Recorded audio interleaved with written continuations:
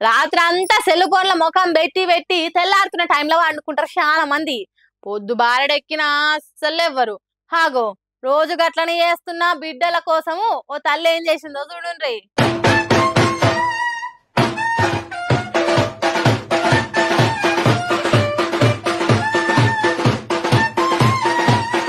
అబ్బరా కొడక మంచి పని చేసింది. మరి లేకుంటే ఏంది 10, 11 కొట్టేదాకా పండుకోకుంటే ఏ తల్లి మాత్రం చూసుకుంటూ ఊకుంటది? ఎన్ని రోజుల నుంచి తిప్పల పడుతున్నావో ఏమో. ఒకటికి 2 సార్లు చెప్తే వినకుంటే నీకు బొట్టు పెట్టి చెప్పాలనా, నీకు బ్యాండ్ కొట్టి చెప్పాలనా అని అంటారు కదా. అట్లనే చేసింది. ఉత్తగా బ్యాండ్ మేళ తాళాలు పెట్టుడే కాదు, బిడ్డలు వండుకున్న బెడ్రూమ్కి పోయి వీడియో తీసింది.